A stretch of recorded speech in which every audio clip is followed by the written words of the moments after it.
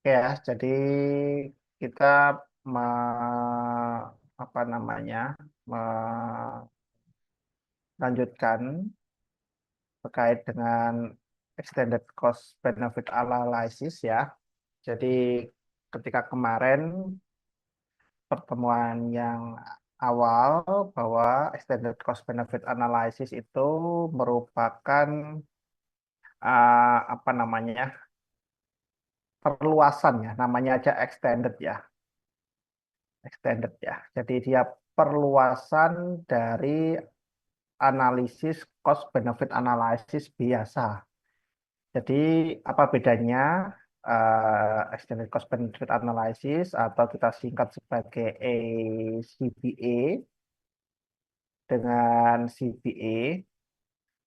Nah, itu apa bedanya? Kalau di dalam CBA kita menghitung sebuah kelayakan sebuah proyek itu dihitung dari indikator finansial saja. Oke, indikator finansial. Jadi kalau kalian masih ingat, indikator finansial itu apa? Ada NPV di situ, kemudian ada payback period atau kita sebut sebagai PP, kemudian ada apa namanya IRR, internal rate of return gitu.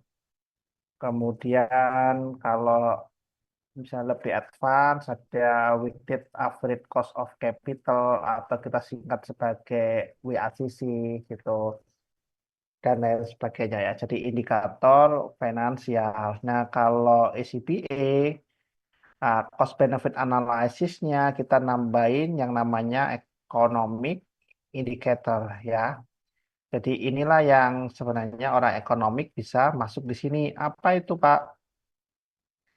Yaitu terkait dengan externality,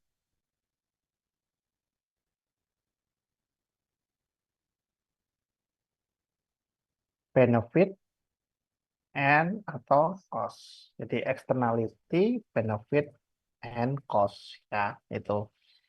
Contohnya apa? Misalnya, contohnya adalah misalnya kalau kita mau membuat sebuah project project apa namanya kawasan apa namanya taman wisata bermain misalnya konsep taman wisata bermain gitu. Nah, kalau hanya melihat dari sisi finansial, maka kita akan menghitung hanya kawasan tersebut itu pengunjungnya berapa,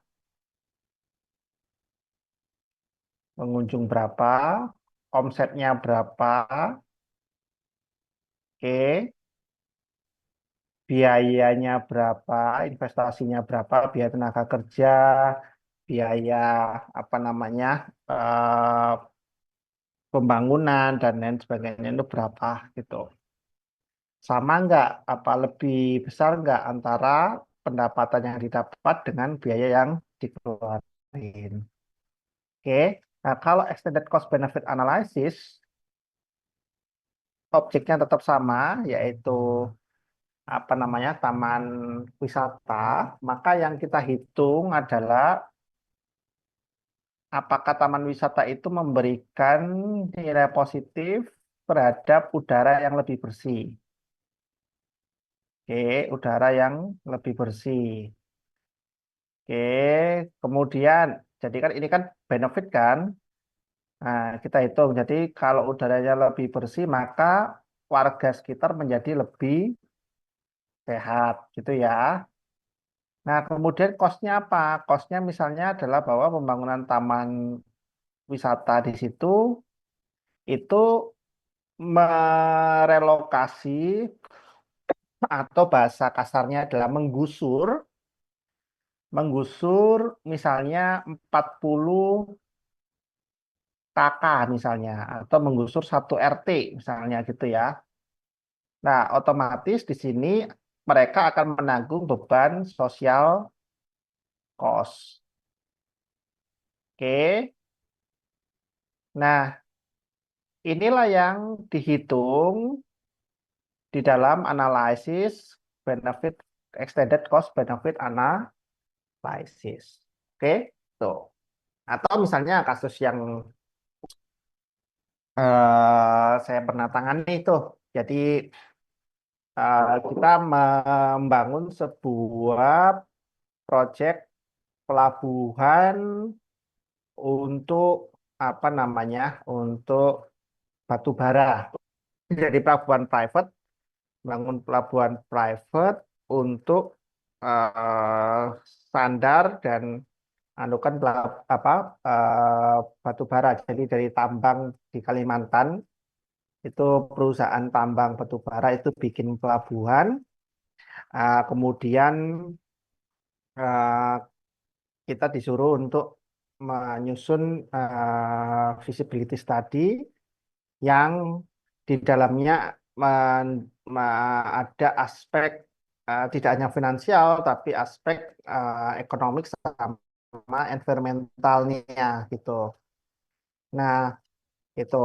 Maka kalau akses finansial kan standar aja kan. Jadi kita bangun pelabuhan itu berapa, misalnya dermaganya itu berapa, kemudian juga fasilitas kapal tundanya berapa, kemudian tenaga kerjanya berapa, macam-macam kita hitung.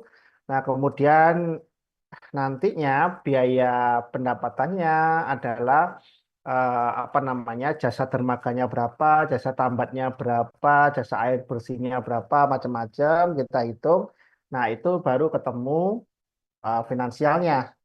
Tapi untuk aspek ekonomiknya ya kita kita teliti misalnya apakah ketika kita bangun pelabuhan itu merusak terumbu karang di sekitarnya enggak? Ada berapa banyak karena di sekitar situ ada hutan bakau begitu. Nah, itu dikonversi. Hutan bakonya kan dihilangin tuh. Nah, ada berapa banyak tuh spesies yang terkena dampak di situ. Kemudian ada berapa banyak nelayan yang kehilangan mata pencarian di situ. Kemudian ada berapa banyak kemungkinan terjadinya abrasi di situ. Nah, itu semua kita convert ke dalam bentuk monetary value gitu. Atau bahasa dasarnya adalah valuasi ekonomik. Kita menggunakan valuasi ekonomik untuk memasukkan faktor tersebut ke dalam perhitungan extended cost benefit analysis gitu. Jadi nanti muncul dua. Jadi mungkin proyek itu secara finansial itu layak, visible untuk bisa dibangun, tetapi secara ekonomik, secara environmental mungkin atau secara sosial itu nggak layak dibangun gitu. Atau mungkin uh, proyek itu secara finansial nggak layak dibangun, tapi secara ekonomik, secara environmental, secara sosial itu layak untuk dibangun begitu. Contohnya apa? Misalnya seperti yang sering kali saya katakan, misalnya kita bangun pembangkit listrik tenaga mikrohidro di Kalimantan juga di Kalimantan Tengah begitu di hulunya Kapuas begitu. Nah, itu secara finansial sebenarnya nggak masuk, tapi secara ekonomik, secara sosial itu masuk. Gimana anak-anak di sana itu kan ada ketika itu saya 2017, 2016 ya, itu karena bangun listrik itu apa namanya mahalnya itu bukan di turbinnya, bukan di pembangkitnya, tapi mahalnya itu di investasi jaringan. Jadi SUTET itu eh, ma- sampai ke jaringan jadi ketika kita dari pembangkit listrik misalnya Python nih, Python sampai ke rumah kalian yang sekarang kalian nikmati sekarang itu nggak bisa langsung. Itu melewati jaringan tegangan tinggi, kemudian diturunkan ke jaringan tegangan rendah, baru kemudian diturunkan lagi ke jaringan rumah. Dan bangun itu nggak murah begitu. Sebagai gambaran, saya seringkali kasih gambaran seperti ini. Jadi untuk izinnya saja kita pernah itu PLN mau bangun jalan apa namanya arus baru, jaringan baru, jaringan tegangan tinggi baru dari apa namanya Pasuruan ke Probolinggo, tepatnya dari Ngrati Pasuruan ke apa namanya Surabaya. Itu izinnya AMDAL saja itu butuh 50 sampai 60 miliar. Izinnya AMDAL saja. Belum jaringannya ya, belum bikin trafonya. Nah, jadi small apa namanya jadi konverter ya, konverter dari tegangan tinggi ke tegangan rendah. Belum itunya dan lain sebagainya. Jadi betapa mahalnya. Dan itu kalau di Surabaya kan mereka akan mengaliri 3 juta sampai 5 juta orang kan. Kalau Surabaya di siang hari bisa sampai 6 juta atau 7 juta orang. Tapi kalau di malam hari 3 juta orang gitu ya. Nah, kalau di Kalimantan sebagai gambaran, Kalimantan seluruh provinsi Kalimantan Tengah itu populasinya hanya 5 juta. Jadi setara dengan kota Surabaya. Seluruh provinsi Kalimantan Tengah. Jadi kalian bisa cek berapa populasinya. Oke. Nah, kemudian ada desa di tengah hutan tuh. Jadi waktu itu saya masuk ke hutan juga. Apa namanya? Hutan hujan Kalimantan. Kalian pasti pernah lihat apa namanya? Bentuk gambarannya seperti apa. Nah, itu ada 2 desa yang memang belum teraliri listrik gitu ya. Dan satu desa itu penduduknya cuma 60, jadi totalnya 120 desa. Nah, bayangkan, kalau kita bangun secara konvensional, itu biayanya mahal banget gitu ya, mahal sekali gitu ya.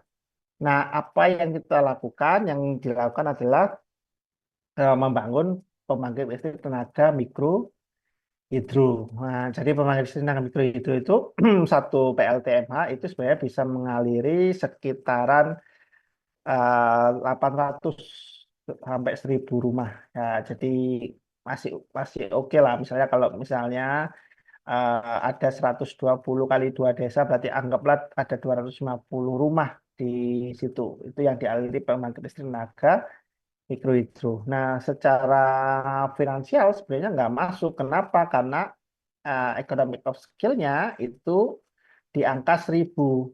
Meskipun dengan PLTMH itu economic of skill-nya ada di angka 1.000 rumah gitu ya, 1.000 rumah yang teraliri listrik gitu ya. Nah, tapi karena apa namanya eh, ini maka pemerintah eh, atau PLN dalam hal ini itu tidak melihat aspek finansialnya. Mereka mau tahu aspek welfare-nya, ekonomisnya. Jadi ketika pembangkit listrik tenaga mikrohidro ini didirikan, apa sih dampaknya terhadap masyarakat dan apa cost-nya gitu. Jadi misalnya cost-nya apa? Cost-nya ya tentu saja karena dia dibangun di atas sungai, pasti itu akan merubah sistem hidrologi sistem. Nah, kalau merubah hidrologi sistem yang ada di situ, wah pasti itu akan mempengaruhi aspek kehidupan, misalnya ikannya yang merupakan mata pencarian penduduk itu pasti akan berubah. Kemudian aspek untuk apa namanya faktor untuk irigasinya terkait dengan apa cocok tanam penduduk itu juga akan berubah dan lain sebagainya. Oke. Nah, kemudian aspek apa namanya cost-nya apalagi misalnya cost-nya adalah bahwa apa namanya penduduk itu ada beberapa penduduk yang harus direlokasi tempatnya karena itu berdekatan dengan kawasan PLTMH yang dibangun gitu. Nah, kemudian aspek keuntungannya apa? Ya banyak. Kita meningkatkan energi bersih di situ karena kan pembangkit listrik tenaga mikrohidro itu kan energi bersih, ya kan? Nah, kemudian yang kedua adalah kita membuat apa namanya anak-anak itu bisa belajar lebih panjang karena yang awalnya yang dulu itu penggunaannya menggunakan genset kalau malam, sehingga genset itu hanya 3 sampai 4 jam. Setelah itu mereka atau paling lama 5 jam lah, mereka harus eh, menggunakan petromak gitu ya. Tahu ya petromak ya, petromak itu lampu dari minyak tanah gitu ya. Nah, petromak gitu. Nah, kalau adanya PLTMH ini ya mereka akan menikmati listrik sepanjang 24 jam, kira-kira seperti itu. Nah, kemudian juga perekonomian juga pasti akan naik. Jadi eh, apa namanya? Mereka akan bisa lebih banyak untuk apa namanya melakukan aktivitas ekonomi, dan kemudian pasti menurunkan apa namanya bahan bakar diesel atau solar itu kan Pak. Itu menghemat juga untuk energi baru tidak terbarukan, tapi secara finansial itu tidak layak gitu. Jadi itu kira-kira gambaran apa sih perbedaan antara extended cost benefit analysis dengan cost benefit analysis biasa, gitu ya. Oke, oke, oke, mau didiskusikan mungkin dari penjelasan saya ini.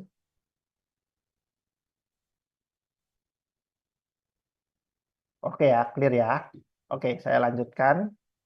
Nah, saat ini kita masuk ke tahap ini. Jadi identifikasi dampak potensial dan proyek dan menghitung dampak potensial dengan dan tanpa proyek ya. Jadi pada intinya adalah bahwa ketika kita melakukan extended cost benefit analysis, kita berpikir bagaimana jika daerah ini tetap tidak ada pembangunan. Contoh misalnya kalau daerah ini tanpa dibangun PLTMH begitu, nah, kira-kira daerah ini seperti apa? Nah, itulah yang dinamakan sebagai hypothetical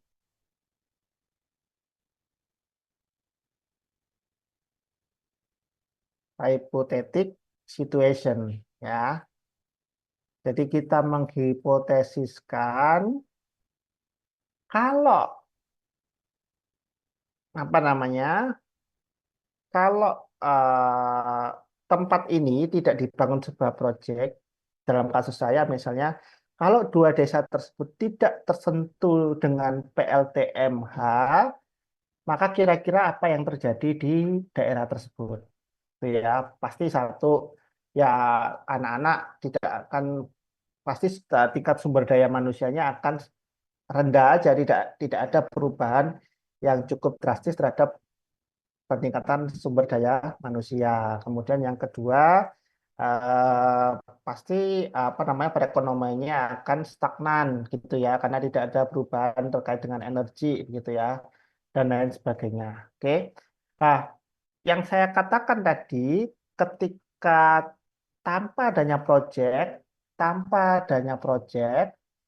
itu kita namakan sebagai status quo. Status quo. Jadi status quo itu adalah kondisi di mana suatu wilayah tersebut itu ditam- tidak berubah tanpa adanya sebuah proyek. Oke, jadi kondisi awal ya, kondisi existing gitu ya. Gitu. Jadi kalau tidak ada intervensi lain, itu kondisinya kira-kira akan tetap begitu ya. Gitu. Nah, selain status quo, jadi di dalam hypothetical apa situation itu kita bangun yang namanya status quo satu dan alternatif. Jadi alternatif ini ketika project itu dibangun. Oke, jadi di dalam hypothetical situation itu ada status quo dan ada alternatifnya. Oke, jadi harus ada dua hal ini gitu ya. Nah, apakah hal ini akan apa namanya bagaimana nanti di apa namanya ketika kita melakukan kegiatan itu, gitu ya. Itu. Nah, tapi problemnya adalah karena dia namanya adalah hypothetical situation, pasti muncul sebuah masalah yang disebut sebagai hypothetical bias. Itu hypothetical bias gitu ya. Misalnya nih, kalau saya ambil contoh saja, bentar ya, saya ambil contoh.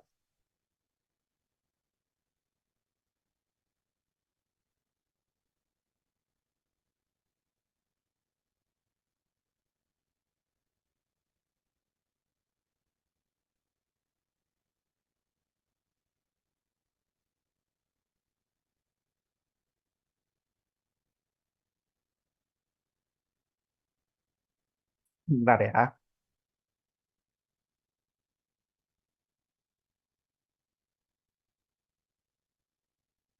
saya taruh mana contohnya, bentar-bentar ya.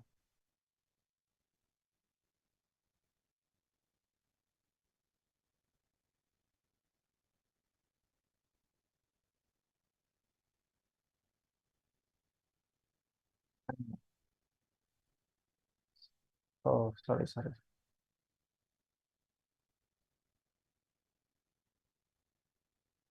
Nah, nih, kelihatan nih ya. Nah, ini yang disebut sebagai hypothetical situation, atau kita bikin sebuah hipotesis. Misalnya, di sini ada 4 pilihan ya, contohnya ya. Di sini ada 4 pilihan, pilihan satu, pilihan dua, pilihan tiga, pilihan empat.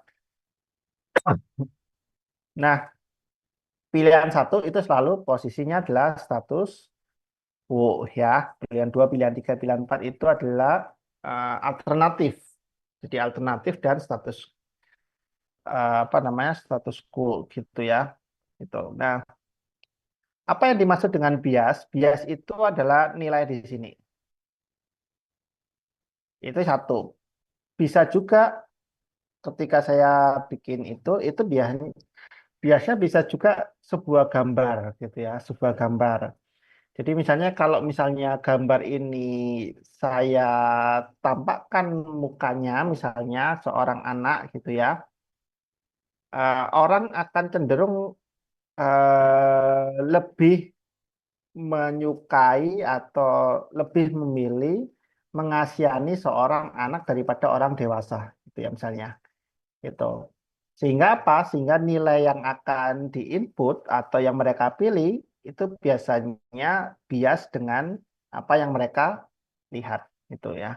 Nah, itu namanya adalah eh, hypothetical bias. Jadi satu bisa dari sisi kontennya gitu, misalnya ini 5 jam saya kasih gini gitu ya misalnya. Kalau ini saya rubah misalnya jamnya biasa, apakah itu akan mempengaruhi pilihan misalnya begitu. Atau mungkin saya rubah di sini, ini kan kayak tempatnya kalau kita lihat secara sekilas itu dia apa namanya seperti belajarnya orang berada gitu ya. Padahal kalau orang miskin misalnya saya nggak pakai kalender begini atau buku begini gitu ya mungkin ya. Saya pakai yang apa namanya buku tulis biasa begitu. Nah, itu apakah juga akan mempengaruhi pilihan seseorang untuk melakukan apa namanya choices ya pilihan ini gitu. Nah termasuk juga dari di bawah ini misalnya pasti di dalam konteks kita melakukan apa namanya valuasi pasti ada uangnya berapa nih apa yang dikorbankan gitu ya gitu. Jadi itu seninya kita menyusun sebuah extended cost benefit analysis. Jadi gambar pun bisa jadi sebuah bias gitu ya, karena mereka akan memilih di situ gitu, memilih di situ. Sama dengan kalian kan, ketika kalian melihat sebuah iklan itu 80% pembelian didorong dengan bias kognitif begitu, bias kognitif gitu. Misalnya kalian akan cenderung untuk membeli barang dengan tingkat warna yang cukup cerah gitu. Kemudian kalian juga akan cenderung membeli barang ketika ada waktunya terbatas atau limited time misalnya begitu. Kemudian ketika kalian akan lebih cenderung untuk membeli sebuah barang ketika di situ ada apa namanya unsur apa yang kalian sukai gitu, yang kalian sukai. Gitu. Misalnya apa? Ya warna bisa, bentuknya bisa dan lain sebagainya. Gitu. Tapi ini studi ya, maksudnya ini studi yang sering kali dilakukan gitu. Dan seringkali juga diberi masukan ketika kami menyusun ini choices choices question gitu ya, choices question. Jadi ketika menyusun hypothetical situation, kemudian kita breakdown menjadi choices question gitu. Oke, tuh. Nah, kembali lagi ke presentasi. Ya, seperti itu. Oke, ada yang mau tanyakan dulu mungkin sampai sini? Clear? Oke ya, clear ya. Nah, bagaimana stepnya? Jadi eh, balik lagi ya bahwa ini adalah bukan mesti 100% ya, memang adalah art ya sebenarnya. Jadi art bagaimana kita melakukan identifikasi, belakang kita melakukan delineasi wilayah, itu semua art ya. Tapi ada beberapa rambu-rambu, misalnya yang bisa kita ikuti. Nggak diikuti pun juga nggak masalah sebenarnya. Jadi tidak ada sesuatu yang rigid ya. Tapi paling tidak di sini saya contohkan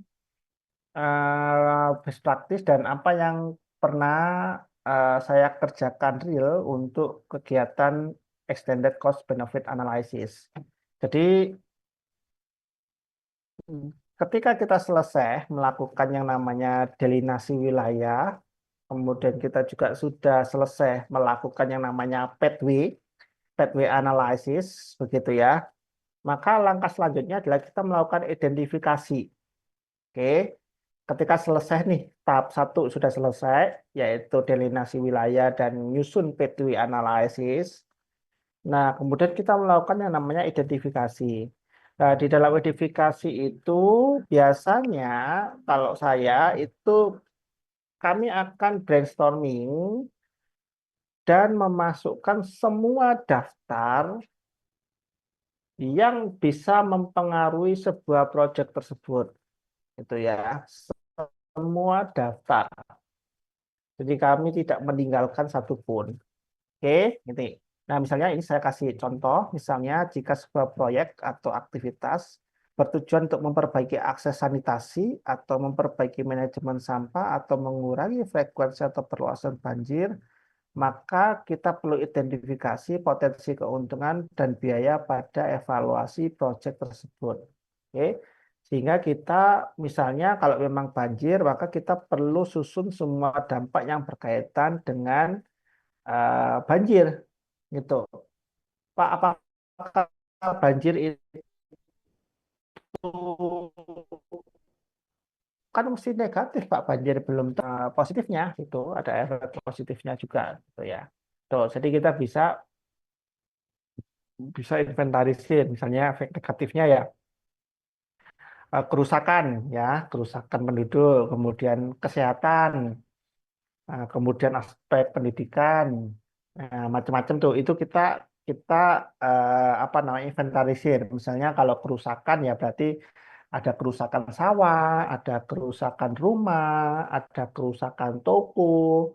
Kalau misalnya pendidikan ya berarti misalnya mereka tidak bisa belajar baik secara mandiri maupun di sekolah. Kemudian mungkin buku-buku mereka rusak dan lain sebagainya. Kalau aspek kesehatan ya mungkin akan terserang penyakit apa namanya kulit, terserang penyakit apa pernapasan dan lain sebagainya ya. Itu kosnya kita susun sedemikian rupa sehingga kita bisa dapat banyak hal dari situ. Nah, setelah itu kita susun juga manfaat dari banjir gitu. Misalnya manfaat dari banjir, oh warga tersebut akan mendapatkan bantuan sosial misalnya nih gitu. Oh, manfaat dari apa namanya banjir, maka warga sekitar bisa apa namanya punya penghasilan tambahan misalnya begitu apa misalnya menjadi apa namanya juru perahu gitu. Nah, itu juga bisa. Kemudian apa manfaat eh, banjir misalnya manfaat banjir itu mengirimkan apa namanya eh, bibit ikan misalnya begitu. Nah, yang apa namanya ikut arus banjir tersebut dan lain sebagainya. Jadi kita bikin list daftar positif dan daftar negatif gitu. Sebanyak-banyaknya. Jadi nanti ketika sudah banyak, maka kita baru mengelompokkan ini problemnya apa sih, kita kelompokkan satu-satu supaya kita bisa membaca secara holistik. Kalau kasusnya kita mau bangun sebuah project untuk banjir, kira-kira apa yang harus kita lakukan gitu.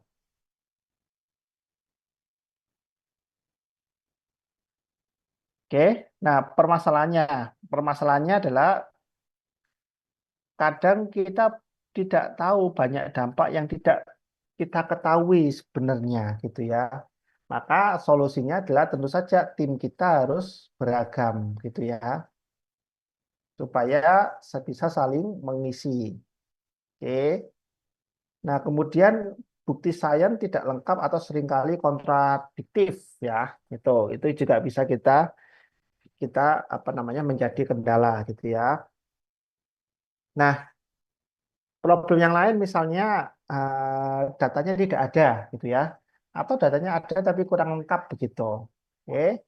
Dan lain sebagainya. Jadi masalah-masalah ini biasanya seringkali muncul ketika kita melakukan identifikasi ya masalah gitu.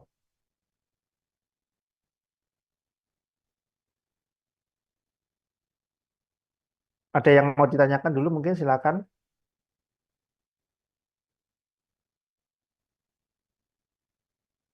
Satu, dua, tiga. Oke ya, clear ya.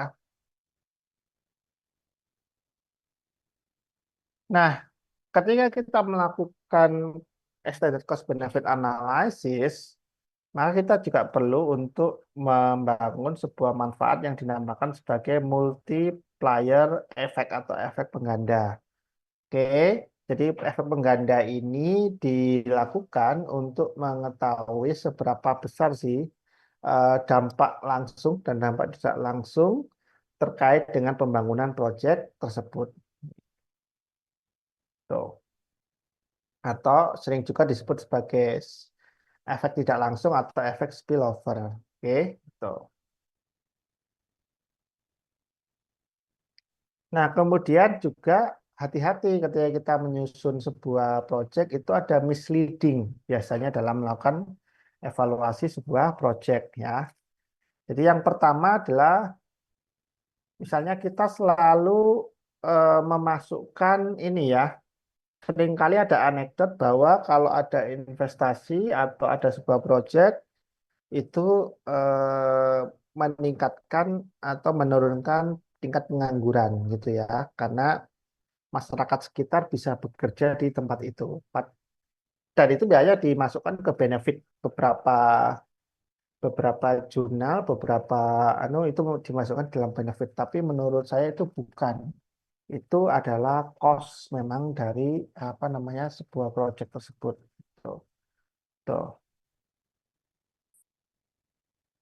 Nah, coba ini. Misalkan sebuah proyek perlu memperkerjakan buruh terlatih dengan keahlian tertentu yang langka.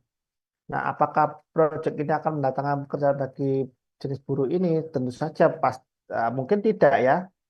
Dan biasanya mereka akan memindahkan bekerja dari satu tempat ke tempat yang baru. Oke, itu. Jadi eh, hanya upahnya yang naik, tapi lapangan pekerjaan itu tidak naik. Jadi memang fokusnya ketika kita memanfaatkan yang namanya benefit, berarti di dalam extended cost benefit analysis ini adalah extended perluasan.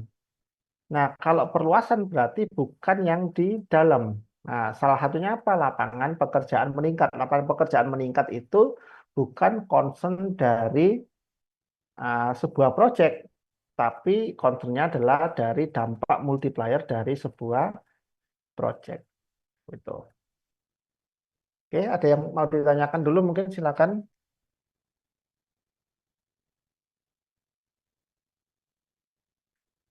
1, 2, 3. Oke ya. Ya, bentar ya. Saya ke toilet 1 menit ya.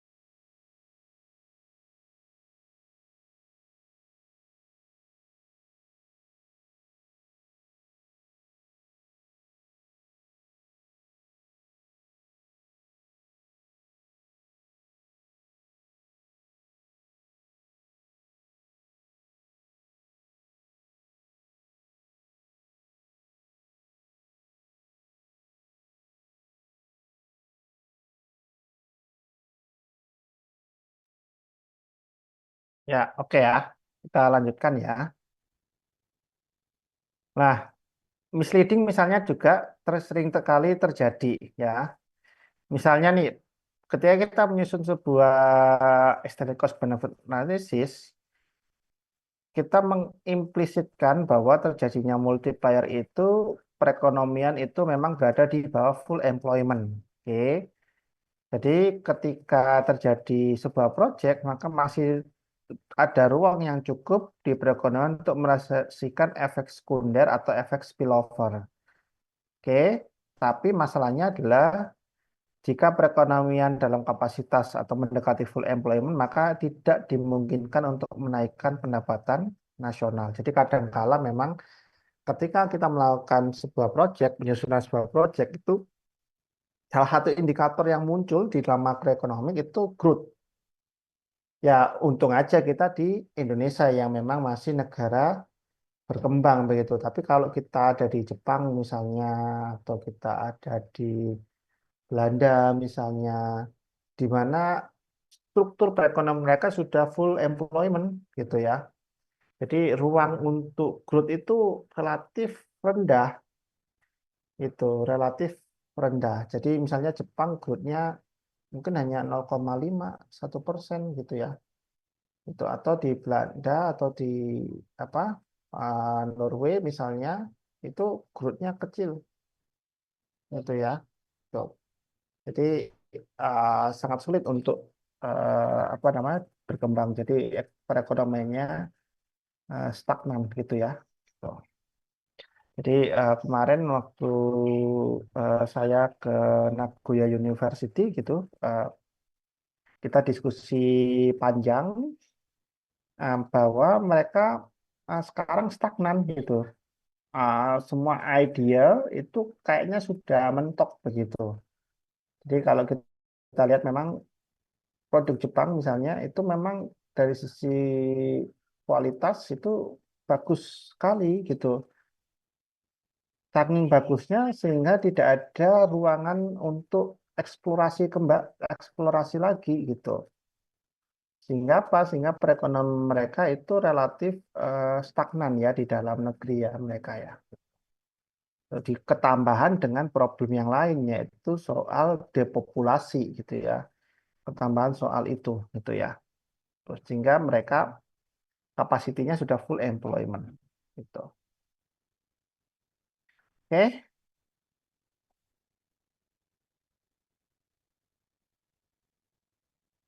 Nah, misalnya nih misleading dalam evaluasi project nih, terutama seringkali kita berbicara masalah tenaga kerja nih. Jadi misalnya memang kalau kita sering dengar, oh ada sebuah proyek pembangunan ini nih, misalnya di Gresik aja nih, oh ada proyek pembangunan KEK, JP nih, akan ada yang namanya Freeport nih, itu akan memperkerjakan orang lokal nih, gitu ya. Nah, orang lokal yang diserap itu dalam tanda petik ya sebenarnya adalah orang yang menganggur yang itu memang skillnya kurang. Jadi kalau skillnya sudah mumpuni ya pasti mereka sudah bekerja. Kira-kira seperti itu kan. Jadi asumsi harusnya adalah bahwa orang itu memang tidak kompetitif di pasar tenaga kerja begitu. Tidak kompetitif di pasar tenaga kerja. Nah, karena dia tidak kompetitif di pasar tenaga kerja, sebenarnya sebuah proyek ini itu tidak menciptakan sebuah lapangan kerja gitu ya. Eh, Bahkan itu mungkin adalah sebuah cost. Kenapa? Ya, misalnya ketika dibangun sebuah Freeport, maka Freeport kan akan melakukan seleksi ya, pasti kan. Seleksi dengan kriteria requirement yang seperti ini gitu ya. Dan sangat sedikit sekali itu orang yang menganggur tadi itu bisa ikut seleksi, bisa masuk ke dalam seleksi. Kenapa? Ya karena dari sisi biasa aja mereka sudah apa namanya tidak kompetitif di pasar tenaga kerja gitu ya, di pasar tenaga kerja. Sehingga yang memanfaatkan sebenarnya adalah orang-orang yang pindah. Jadi misalnya nih saya sudah bekerja di PTA nih, misalnya sebagai apa namanya operator untuk apa namanya smeltingnya. Jadi blast furnace-nya misalnya begitu. Nah, karena ada bukaan lowongan di Freeport, maka saya pindah kan, saya mencoba untuk melamar ke sana. Artinya saya ada kemungkinan pindah dari PTA ke Freeport gitu ya. Bukan orang yang itu menganggur di sana gitu ya. Menganggur misalkan di Freeport itu kan di daerah Manyar ya, kecamatan. Jadi bukan orang menganggur di kecamatan Manyar tersebut gitu ya. Jadi artinya apa? Artinya orang yang bekerja itu sebenarnya orang yang berpindah. Kenapa ya? Nggak mungkin dong orang yang menganggur tiba-tiba bisa mengoperasionalkan mesin blast furnace di dalam Freeport tersebut. Gitu ya, kira-kira seperti itu ilustrasinya. Atau mungkin jangan blast furnace ya, itu skill yang kecil ya, apa yang spesifik ya, nggak banyak orang yang ya, ahlinya gitu ya. Misalnya saya operator forklift nih, ada lowongan pembukaan operator forklift nih. Nah, pastinya apa yang diambil ya orang yang sudah pernah bekerja atau operasikan forklift kan. Nah, saya bekerja di pabrik A sebagai operator forklift. Ada bukaan lowongan di Freeport sebagai operator forklift ya. Saya mendaftar dan ada kemungkinan saya berpindah gitu ya. Gitu. Jadi sebenarnya proses ini saya katakan kalau itu dibuat patokan kebijakannya itu tidak malah membuat daerah untung gitu. Tuh. Jadi itu paling ya bagi orang yang menganggur ini ya mereka mungkin dipekerjakan hanya sebatas pemenuhan kuota ya jadi mungkin jadi satpam atau jadi apa itu pun belum tentu mereka akan bisa tercover menjadi seorang satpam gitu di situ misalnya begitu ya. Nah, tapi memang kita nanti akan menghitung begitu berapa penyerapan kerja lokal misalnya ya, tetap harus ada meskipun kita sudah memahami bahwa itu sebenarnya malah nggak bagus untuk sebuah proyek menghitung indikator penyerapan tenaga kerja itu. Jadi itu.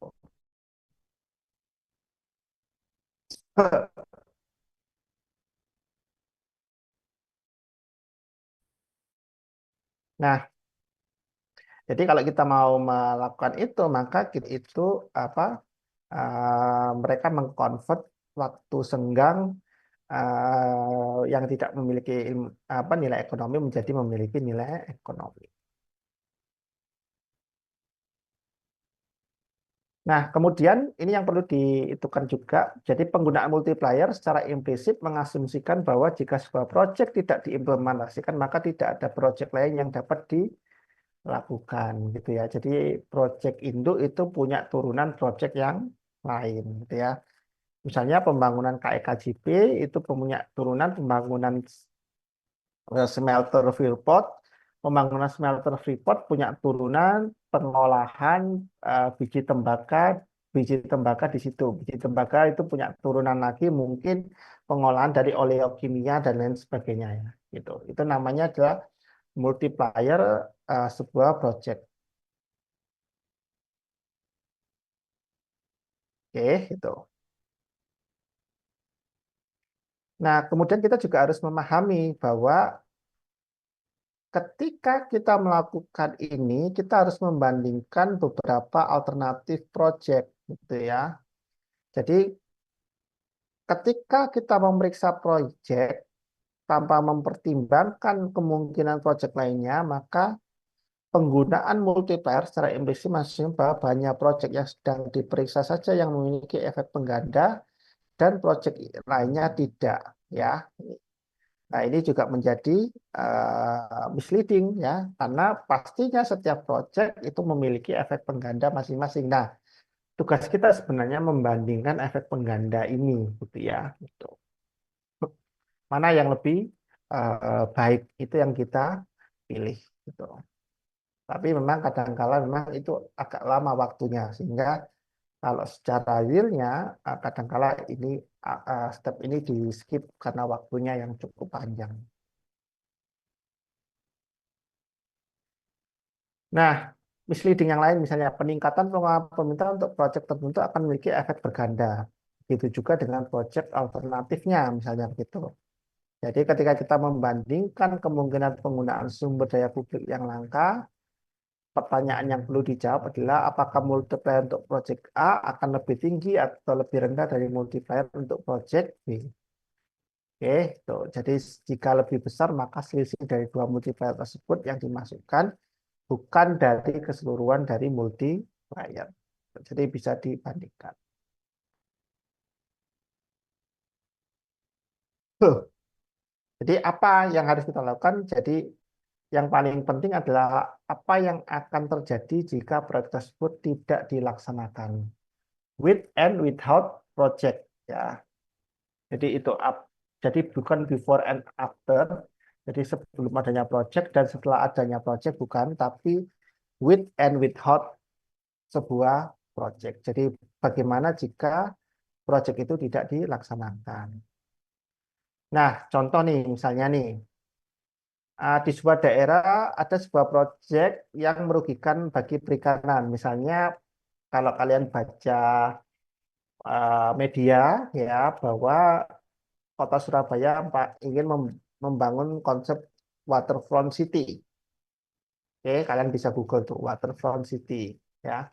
Tetapi masalahnya adalah hipotesisnya adalah waterfront city ini mengganggu eh, mata pencarian nelayan. Dengan adanya proyek ini itu akan turun nih mata pencarian nelayan nih. Nah, pertanyaannya adalah apakah betul bahwa mata pencarian ikan nelayan itu turun dengan adanya proyek ini? Atau jangan-jangan memang mata pencarian ikan itu atau jumlah ikan yang ditangkap itu memang turun sebelum adanya proyek tersebut gitu. Mungkin karena overfishing, mungkin karena global warming, mungkin karena aspek yang lain kita nggak tahu gitu ya. Misalnya nih misal. Nah, maka kondisinya akan seperti ini begitu. Jadi ini contoh tadi ya misalnya ini ikan ya, ini sebelumnya, ini hari ini ketika adanya sebuah project. Ya. Jadi apa yang akan terjadi kalau tidak ada project? Ya, apakah turunnya drastis atau seperti ini atau seperti ini? Itu. Itu harus kita jawab.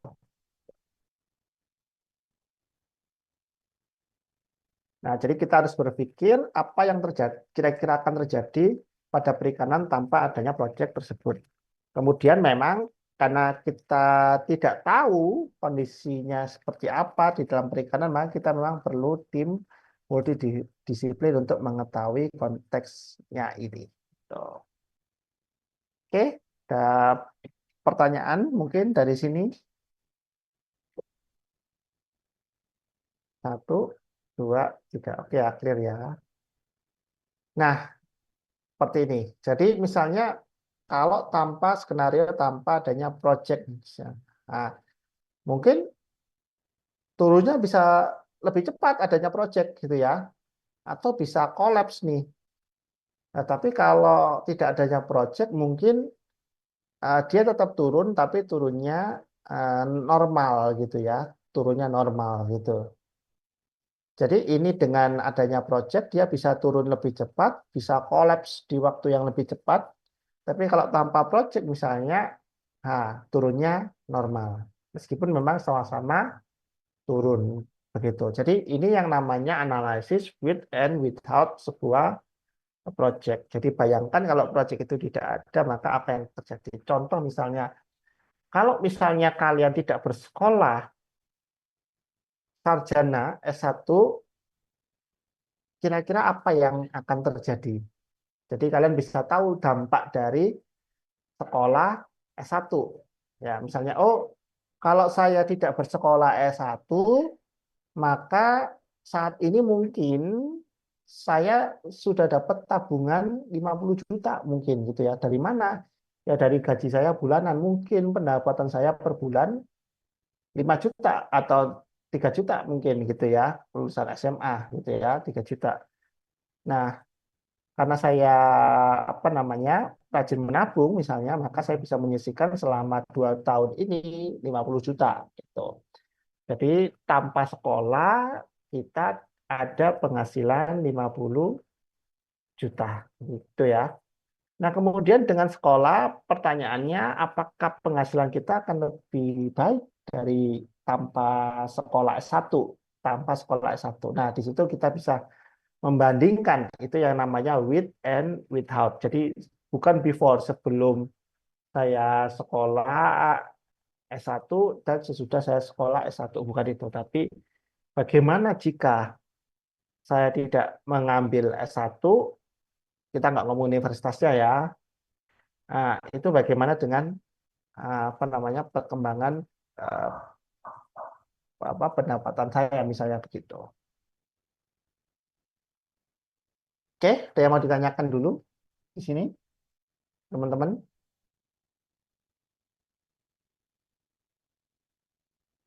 Satu, dua, tiga. Oke ya, clear ya. Nah, ini juga beberapa ilustrasi. Nah, ini yang dimaksud dengan dampak dari sebuah project. Nih, gitu.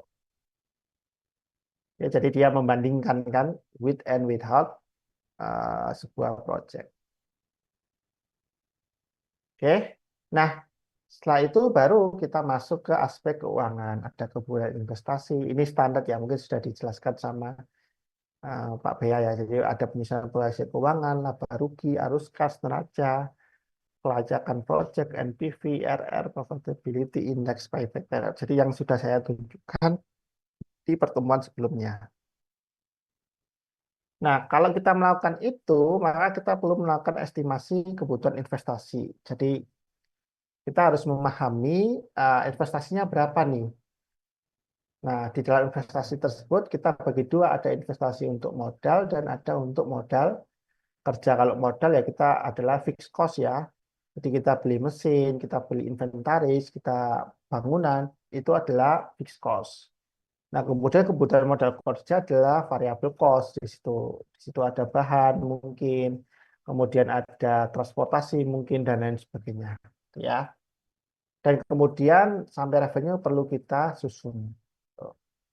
Termasuk juga kita melakukan kontingensi kalau terjadi apa namanya kejadian eh, tidak terduga ya, misalnya construction delay, teknologi malfunction dan lain sebagainya. Itu biasanya persentase di dalam apa namanya financial model yang kita susun.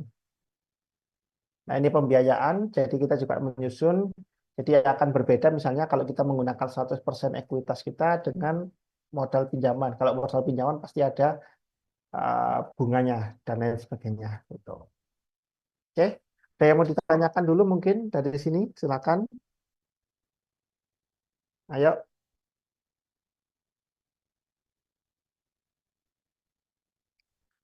1, 2, 3. Oke ya, clear ya. Oke, kita lanjutin. Nah, oke, udah. Tugasnya nggak usah karena ini minggu tenang kan ya. Jadi itu ya, jadi itu yang bisa kita pelajari ya. Jadi tahapan-tahapan untuk extended cost benefit analysis meskipun ada meskipun tahapannya sebenarnya ada 7 tahapan. Nah, tapi karena ini maka kita hanya 2 tahapan.